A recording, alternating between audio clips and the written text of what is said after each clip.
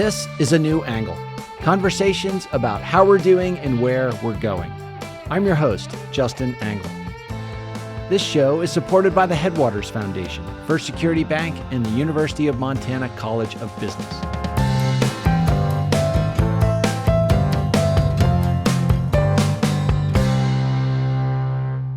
Hey folks, welcome back, and thanks for tuning in. Today I'm speaking with Casey Zablocki, a ceramic artist based here in Missoula, Montana. His art occupies the space between sculpture, monument, and function. Casey's work is shown at galleries around the world and is held in several prominent collections. Casey, thanks for joining me. Thank you for having me.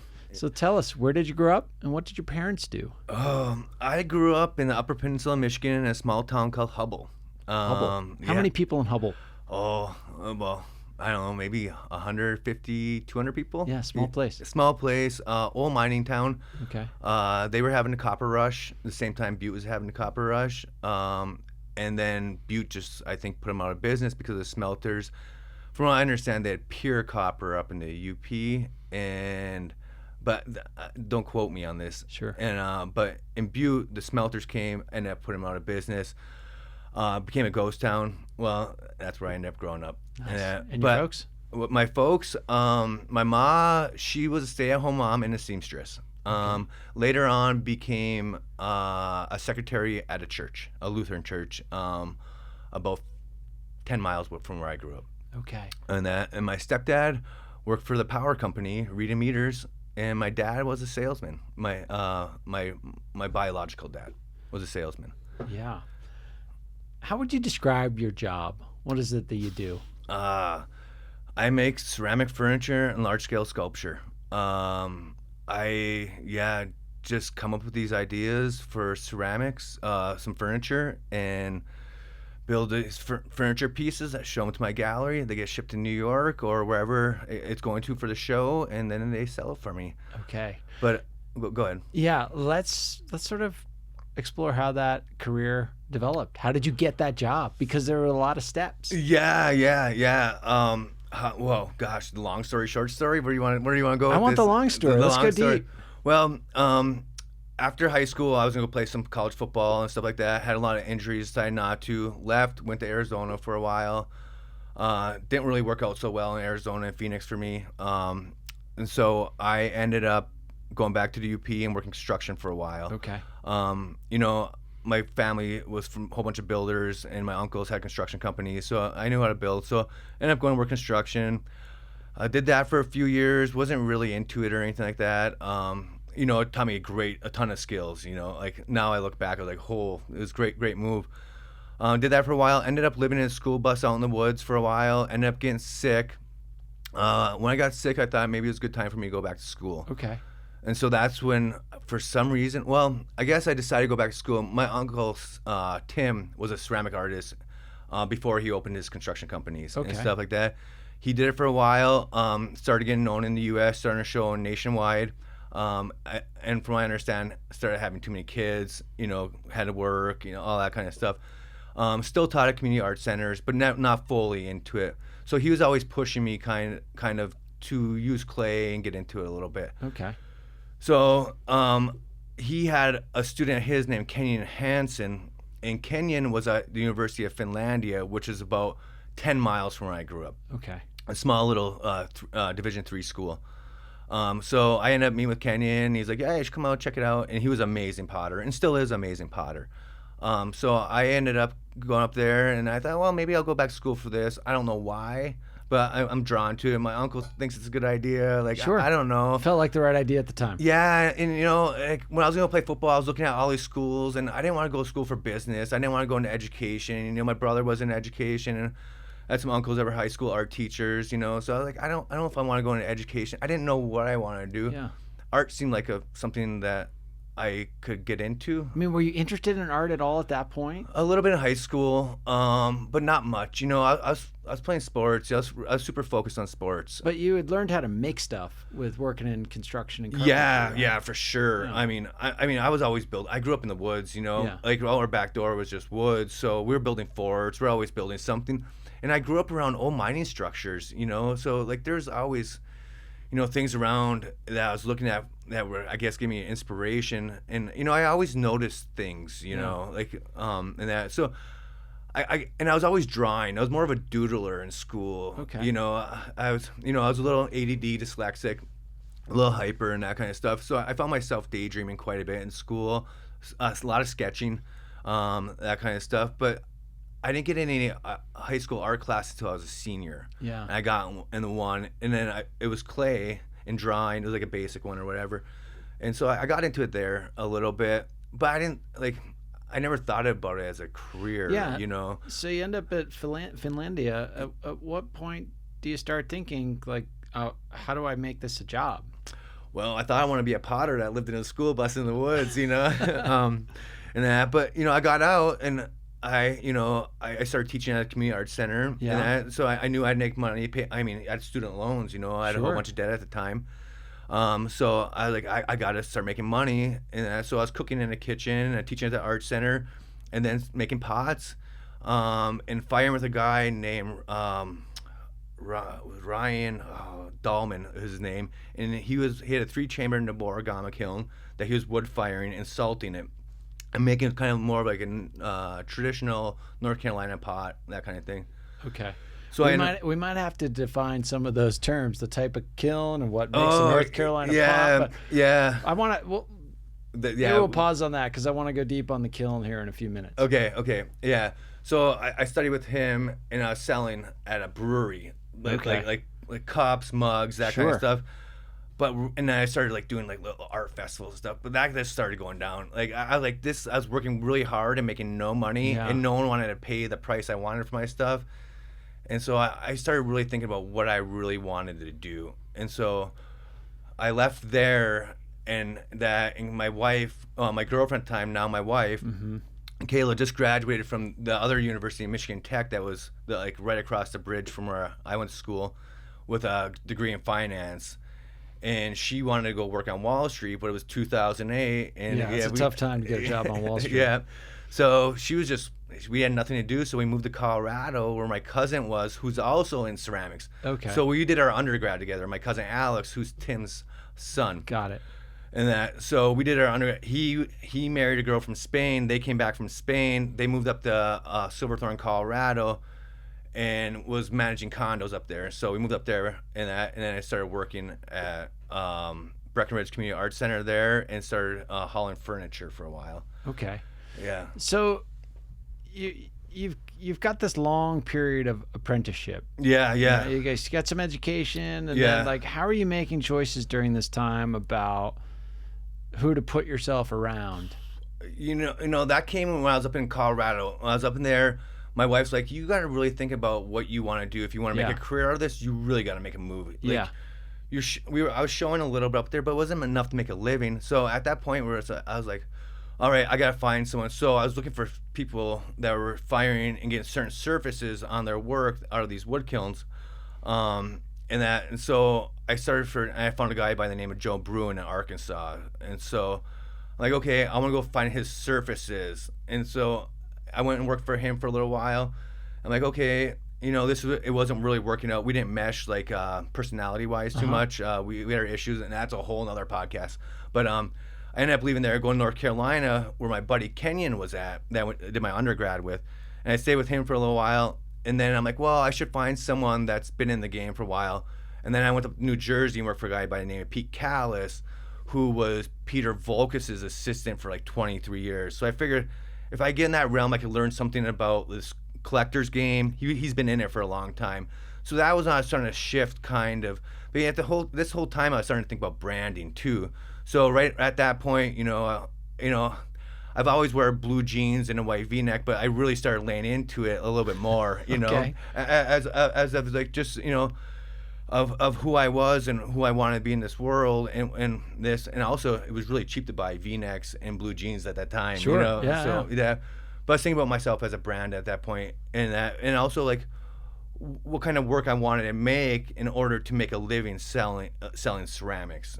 And so I started diving into sculpture at that point. And so I worked for Pete for a year and a half and really just focused on T-bowls and sculpture at that point. And What's a tea bowl? Oh, it's a bowl that you drink tea. Bowl for tea. Okay. Yeah, a bowl Pretty for straightforward. yeah. And I was looking at a lot of the Japanese ceramic artists and tea bowl Okay. makers at that point. Okay. And Pete Callis was a really good tea bowl maker, and that's another big reason I went and worked for him. He was a great tea bowl maker. And what makes for a great tea bowl? Well, it's a small sculpture, and I think that's personal, right? Sure. Like I know what I like. I don't know what you like. I guess I'm trying to get to what it is that you like. Yeah. You mentioned surfaces a moment ago. Yeah. Like, at some point, we need to step through the process of making a piece of ceramic art and Yeah. what that actually is. Yeah. A tea bowl for me, it's a landscape. It's a painting in itself. Yeah. And then it's complete from the foot is beautiful to the outside surface to the inside surface. Okay. And I think maybe a lot about being human, and beauties in all these different ways. And then I like a really crunchy, earthy tea bowl where some people might not like that. Yeah. I don't drink a ton of tea anymore. I did for a while I was doing this, and I was researching tea ceremonies, all that kind of stuff. And I did that for a while, and then I knew Kayla was in, my wife was in Denver at the time, so I knew I needed to get back out west. Yeah. So I end up getting a post back at the University Montana State. Okay. And my buddy Kenyon at the same time got into the Archie Bray Foundation. Oh, interesting. And Tell so- us about the Archie Bray Foundation. It's a residency program up in Helena, Montana, and they take in amazing artists from all around the world. It's international. It's an amazing place. They make all my clay for me, and Okay. their clay business is amazing. And my buddy Dave Peters runs it, and does such a good job. Yeah, they make my life so much easier. And because out of our studio we go through 15 to 20,000 pounds of clay a year, and so they make it, and that's small for them, but big for our studio. Sure. So you're going through this time of bouncing around from apprenticeship to apprenticeship, getting some clarity around the sort of work you want to make. At what point do you start saying no to other types of jobs, like the odd jobs around the side to pay for a living? Like, at some point you got to go. I mean, tell us about the conversation with Steve Saroff, who said, like, you got to you got to work on this round the clock. Yeah. Steve Saroff, amazing mentor of mine. I at some point, I think after my post back, and then I was back down in Denver, and what brought me to Missoula was a clay studio, Missoula. Yep. And that brought me here, and that's where I met Steve Saroff. I finished my residency, ended up over in Korea working for Hung Chung Lee. And at this same time, this is when I'm starting to make ceramic furniture.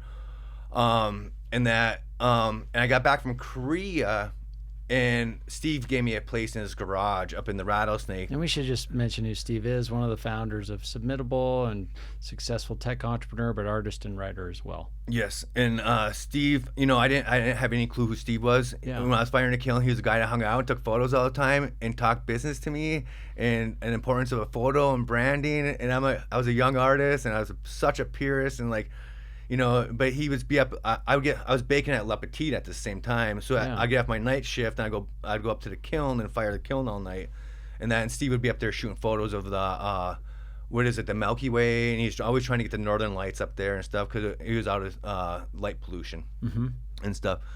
But I end up in his studio, and I'd show up in the morning and the work, and he would be there having his coffee, and we would talk business, and branding and the importance of things. And at that point, the photo, all that kind of stuff.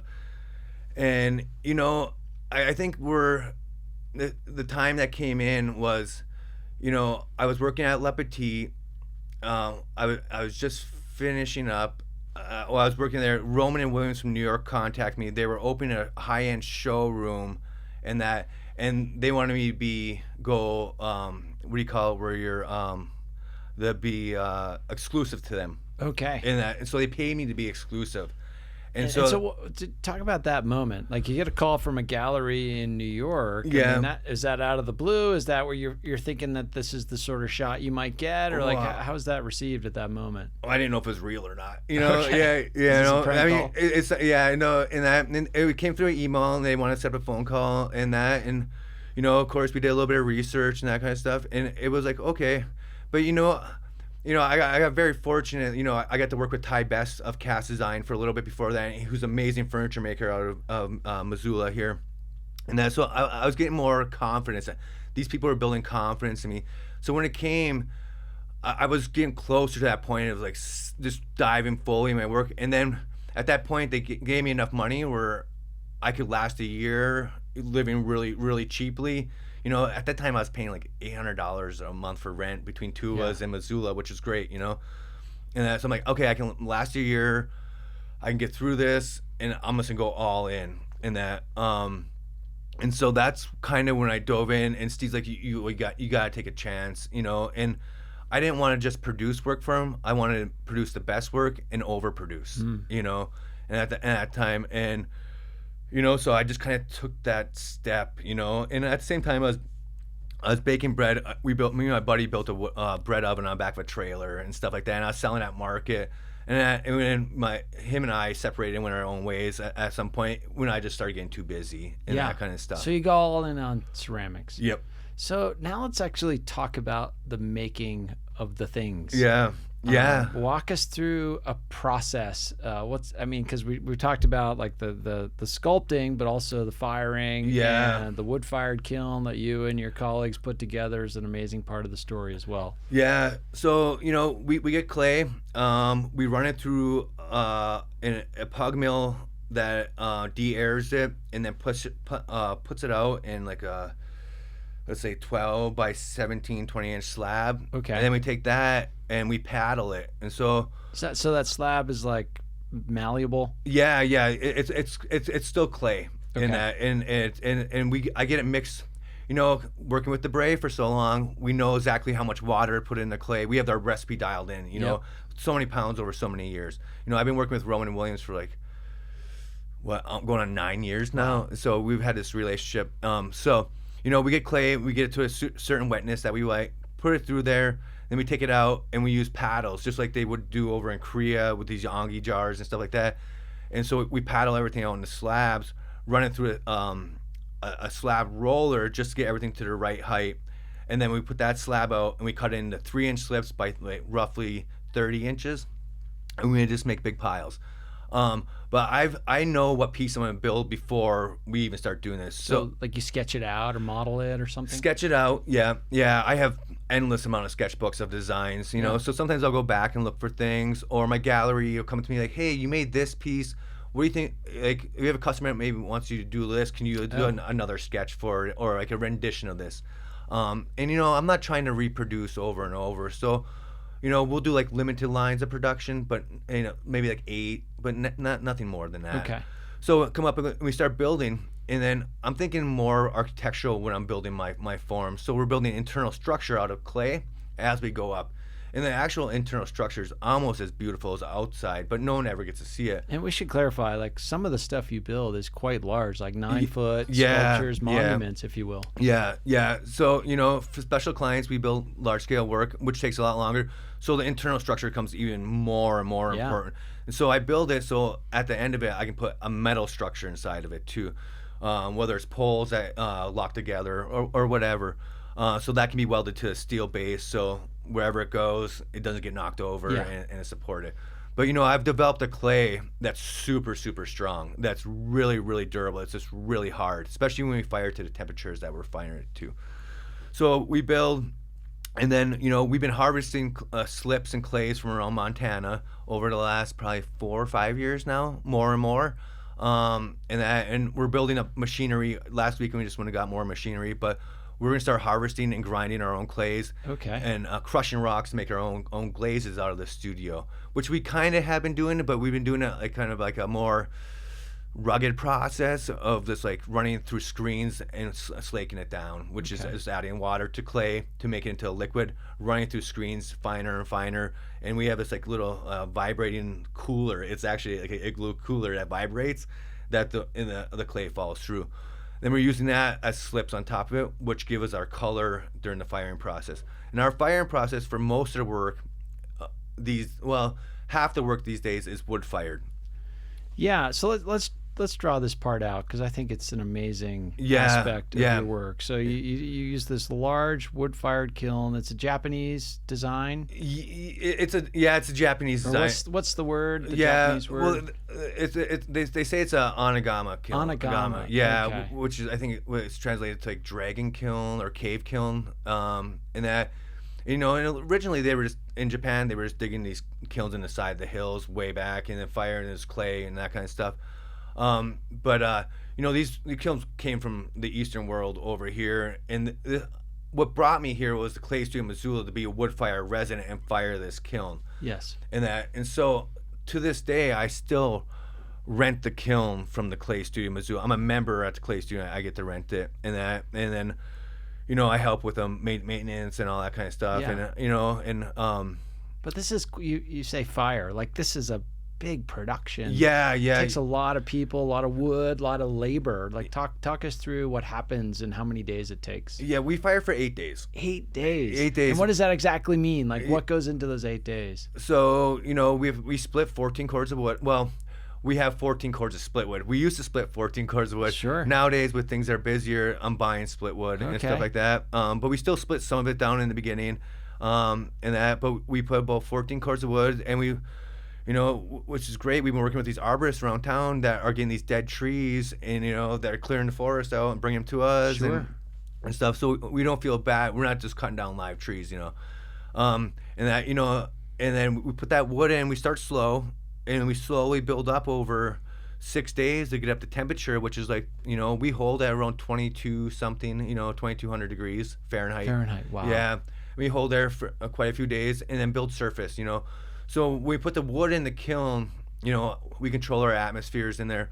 But when you put the wood, it creates ash. That ash lands on the pots, and when it gets hot enough, it melts into a glaze. So this is what makes the finish, the sort of aesthetic appearance of your work. Yeah, that atmosphere, the atmosphere you fire up in, and the atmosphere firing down and controlling temperature on your way down. And when we say 8 days of keeping this fire going, like that's not like 9 to 5 work. That's around the clock. Yeah, it's around the clock. Going. So we run 6-hour shifts. Yeah. Yeah, and then a little bit of overlap time. So I do 6 instead of 8 because everyone ends up overlapping. Sure. And that when you fire a kiln, it's an art to fire in the kiln. Yeah. You're putting wood in there and trying to create as much heat as possible, and it starts in front and it has to move through. So when people come off shift, I like them to have a moment of conversation with the next person to pass on the knowledge from the previous shift. Yeah. So there's a little bit of overlap, but we run that 24/7, and someone has to stay up all night, and then someone comes on in the morning at 6 and takes over and keeps on going. But you run it. I have a pretty solid crew. I've been doing it long enough that we can, get it done pretty easily, and everyone knows their jobs. And so you mentioned the ash is moving through the air and forming this glaze. Like, yep.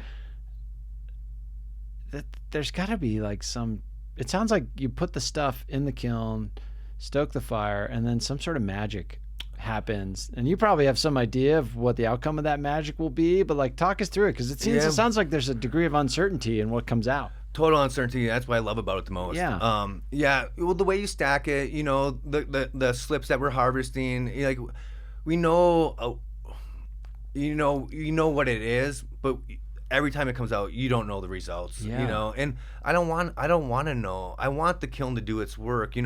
I think the kiln as the painter, I'm giving it an opportunity. So Sure. The way I stack it, the atmosphere, and the flame, the flame is going to travel through there and to take the path of least resistance. And so that flame going around the pieces in there creates the surface on there, the patina, the surface on there that comes out, and it's constantly pulling that ash through the kiln. So the way you stack it, where you put your coal beds in there, because we're firing literally the wood right on top of the pieces inside the kiln.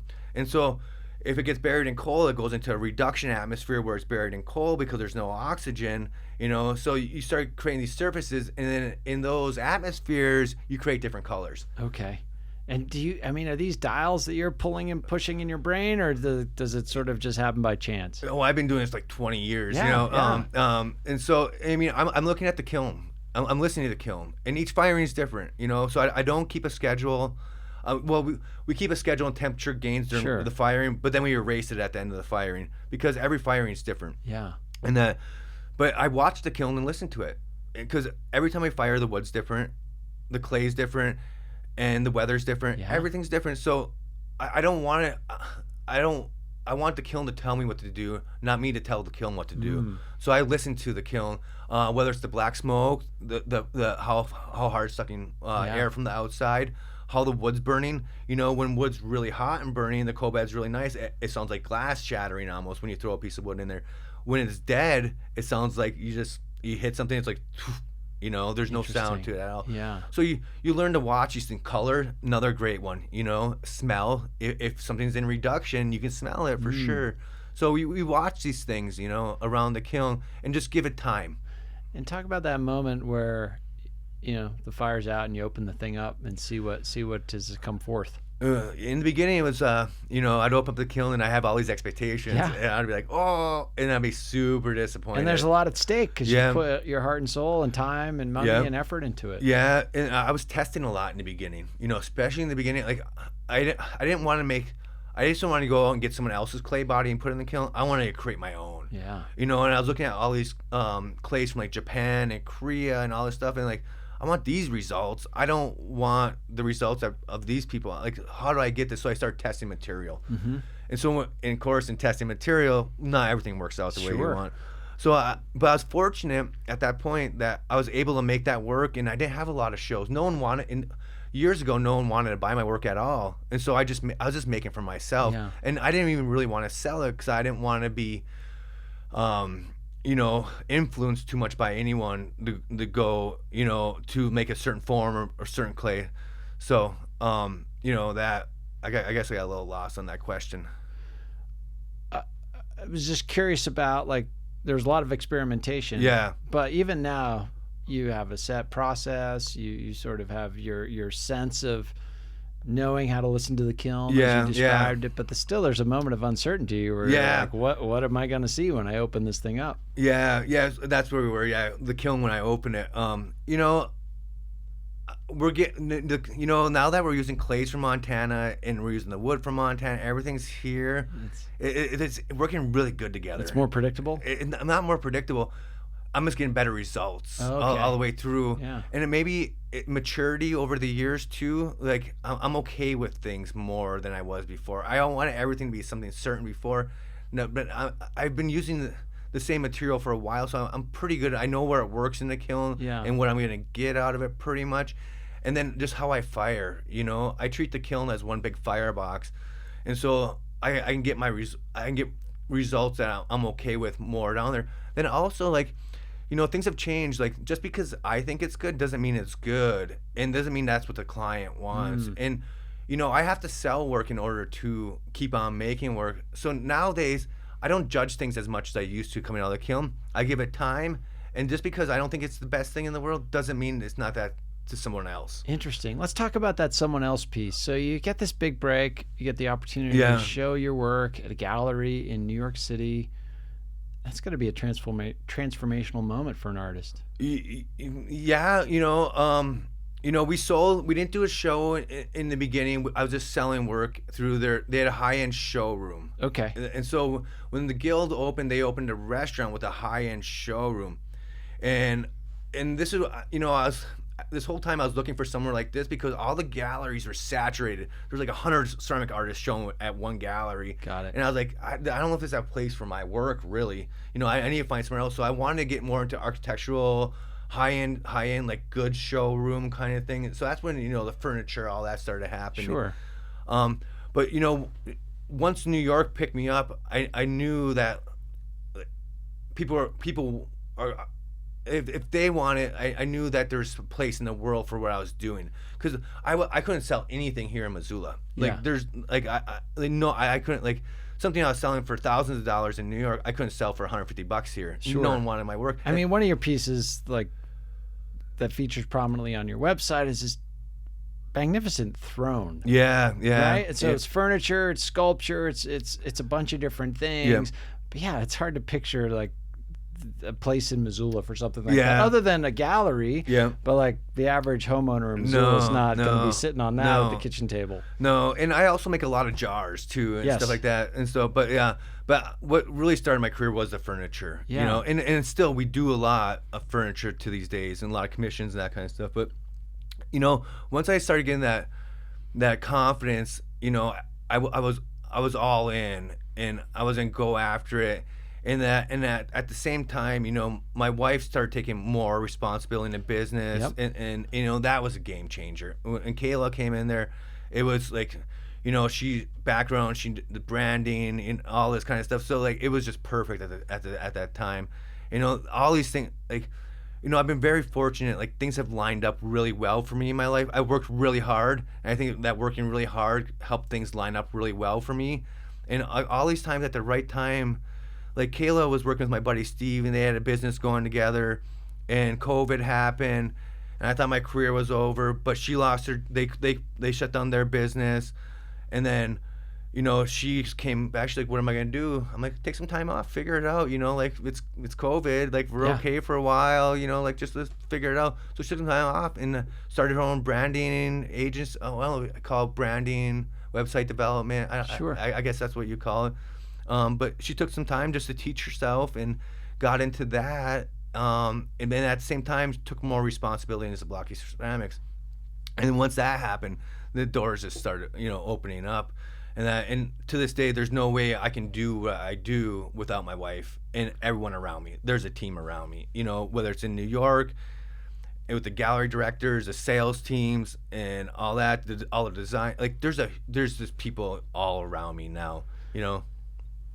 And how does it feel to sort of operate in these very different worlds? Like, you go to New York, your stuff's on display at a fancy gallery or in, you know, some beautiful modern architecture home. Fancy people, I guess, is what I'm getting at. And that's fine. Yeah. And that's your client base. But at the same time, like, you're a gritty blue collar dude. You work in a studio. Your hands are dirty. You're making this wood fired kiln, as you describe it. Like, that's industrial, hard manual labor in some ways. How do you move between those two worlds, or do you see a difference between them? I don't know if I see a difference. I think we're just human, you know, and you know, like, I don't know. I like getting along and having conversations with everyone, you know, like, and so I don't think there's a difference really, you know. I don't care who you are, you know, like, as long as we have a conversation, have a good time, you know, share some laughs, whatever, I'm down. Nice. You know. So I don't know. It's really nice, just, you know, I can living in Missoula, have my studio. It's quiet, you know, and I'm surrounded by things that inspire me. You know, you look at my work, you see nature and architecture combining, and you see the colors of our world that we live in, and I get to do that here. I get to go walk in the morning and look at the mountains and the sunrise, which is like unbelievable, and have these, and I don't know. And I love New York, and I thought for a long time my studio would be in New York, and I'd be doing my thing in New York, but I think it's better for me to be here. I think, you know, if I was in New York, I don't know if I'd have the career I'd have.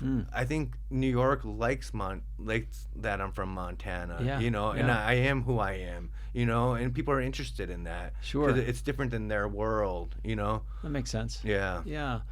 So when you're in the studio shaping the clay, or at the kiln stoking it, tending the fire, all the different pieces of the process, like, is that an escape in a way? Like, are you getting into yourself and just focused on the here and now of the work, or like, are you trying to make sense of the world and bring that into the work? Well, I mean, my work is me, and it is the world that I'm surrounded by. I do escape. I turn my ringer off on my phone. I don't have many windows in my studio, so it is an escape for sure. And sometimes it's hard to leave and come back into the world. I feel like but also art is feeling and emotion, and it is the world that we live in. So that's, I like to think that I leave things at the door, but you can't leave everything at the door. Sure. And that, I think, my work is my therapy, and if I wasn't putting all those feelings into my work, I don't think it would have that energy that it has. Or if my work didn't have that energy, if I'm not putting all my emotion and energy into my work, and it has no feeling, I don't know if I need to be doing this. I'm putting my energy in the wrong place. Yeah. I want everything that I feel daily to be felt through my work. Like, I don't think there's a separation from me and my work and my emotions. It should all be one, and that should come out through my work, and not like it's like talking to you, but like there's a certain energy in whatever it is should be the gift that's given from my work, and I don't know if that makes sense. Do you see objects that inspire you to go and then represent them in a different way, or do you think about, okay, I have an idea, and like what's the best way to express that through shape and color and size? And I'm inspired daily. I mean, we live in a beautiful world, and not to be inspired and take reference to things daily would be like ridiculous. And so every day, and I do sketch things, and I write a lot. I almost write more than I sketch these days. I haven't been lately because I've just been making, but what happens usually is I'll get done, I'll do a show, I make a body of work, then I come back to a familiar piece to start the wheels again, but that just leads to new work. Like I do all these sketches and they go in my sketchbooks, but once I start making work, that gives birth to more work, and then that gives birth to more work, and they stay in this family. It's just like growing this family tree, and I want that to keep on changing. So I'm taking things, and maybe I'm seeing things that come out subconsciously that I've seen 2-3 years ago somewhere hiking. And then all of a sudden that comes out. Or I was in Chicago and I see this building, or I was in New York and I see this building, or whatever. Or I looked and I saw this brutalist building somewhere, and like, I don't know. But it all comes out eventually. But I'm always taking influence because I'm able to look at it and see beauty. I'm very fortunate that I can go out and I can see beauty in this world. Yeah, your work.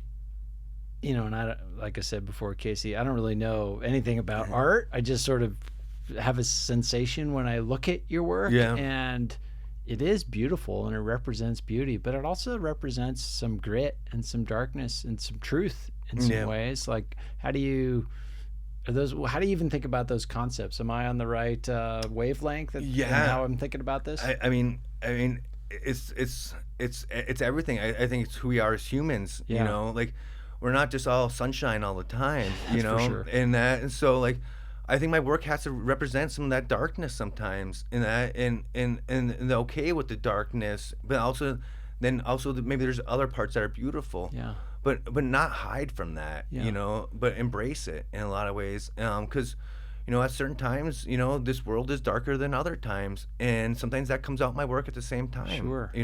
And maybe sometimes when the world's darker, I want to build brighter work, and things that are more vibrant, and maybe that's maybe me subconsciously counterbalancing what I'm feeling, in some way. Whatever comes out. Yeah, it is. Yeah, I don't try. Like I said, it's my therapy, and I think if you do good in therapy, you got to talk about things, right? Yeah, exactly. So we started the conversation with some discussion of all the different apprenticeship opportunities you sought out, all your mentors. Now that you, for lack of a better term, have arrived in many ways, like achieved a remarkable amount of success and notoriety, are younger artists now approaching you like, hey, I want to go work with you, Casey? Can I be your understudy? Can I be part of your crew? What does that look like for you? No, so I have one full-time assistant right now. She's been with me for a little over a year now. She'll be finishing up in the spring or summertime sometime, and then hopefully on to her next step. Yeah. We take on assistants, yearly. Usually they're with me for a year, maybe 2 years. Yeah. But I don't like them to stay around longer than that. I think, you come through, we work on things together, and then you should go build your career. Sure. And how's that feel to have people seeking you out for inspiration? Good, because I wouldn't be where I am today if it wasn't for all the people that mentored me. Yeah, And so, my work's great going into the world, but like that's not all. Now I'm thinking about, like what's the future look like for us? Like what's the future look like for this studio? Like, yeah, we're selling. Well, what can I give back more now? And so, we're mentoring more out of the studio. We're teaching more. It's more of a school, a school of thought that we're creating there. And so right now, I also have 2 past assistants that are working at the same time for me right now that we're gearing up for a show in New York. Yeah. So, we're teaching a ton. And it's just not about like art and form. It's about the business of ceramics in the art world. Yeah. I didn't have much education on business coming out of my undergrad, and I learned this business through people helping me and that, but like it was a lot of trial and error, and I had no clue. Like I didn't get in this for the whole business, but now I understand the business. It's what makes it run. Yeah, you have to take it seriously if you want it to be your career. Yeah, and you got to treat it like a business, and you got to keep it growing and not stagnant. And I almost treat it like a living thing. Yeah, and I'm trying to educate these younger generation of artists that are coming up on this. Like I never wanted to do the business part, but like I want to keep on making my art. Well, there's a give and take somewhere in there, so if we can educate them on what it's like to pay taxes, that like how to plan. Yeah, you work with a gallery, you sell something for $1,000, they take half of that, you're left with 500, and then you're paying taxes on that, and then what are you really left with? Yeah. So so we'll start out basically like, okay, how much money you need to live in a year? How much work do you need to sell in a year to make that happen? Let's figure this out. Small educational things like that, and then like how to build up to that. How are you going to make that money? Yeah. Because it's tough to make work without money. It's tough to have a studio without money, and so that you got to make work to sell so you keep these things open. Yeah, I mean you have to be a professional. Yes. Basically, in whatever craft you're after. Yep. Like in order to make a living and to achieve some level of success, you have to have a professional approach. Yep. Whether you're working in an office, whether you're working in a restaurant, whether you're an athlete, an artist, whatever the case may be. Yep. Yeah, 100%. Yeah. So, Casey, if folks want to learn more about your work, where would you point them? Oh, Guild Gallery, Okay. New York. I've been working with the Guild Gallery for a long time. They have it. Guild, not like the Guild in Missoula. No. G-I-L-D. Yeah. And then you can contact us. We don't have much inventory. We don't. We're very fortunate in that. But most of my work's through the Guild. And if you're looking for something custom, you can contact us out of the studio. We're not really looking for anything until 2027 now, which is a good thing. It's a good problem to have. But you can contact us through the website, social media, and that my wife will handle that stuff. But and then Guild Gallery. If there's any inventory in the U.S., it's gonna be at Guild Gallery. Okay. Casey, our last question is always, when was the last time you changed your mind? Oh gosh. Well, I was building this work for the show, and I had my mind set on a piece that I wanted to make, and I wanted to make it in 2 pieces, and it was something I was comfortable with, and I knew I could make it really fast, and I started building it, and I'm like, you know what? I'm not pushing it. So let's change this. Let's change this object. Let's make something that's 2 foot by 4 foot in one solid piece and make a sculpture out of that. And let's push my mind, and let's take the pieces from that piece and make a sculpture. So I think that was probably the last time I made a big decision to change something that is going to last over the next, for hopefully forever. Beautiful. Casey, it's been so fun to get to know you, to get to know Kayla a bit, and learn more about your work and your approach to it. Thanks for coming in today. Thank you so much for having me.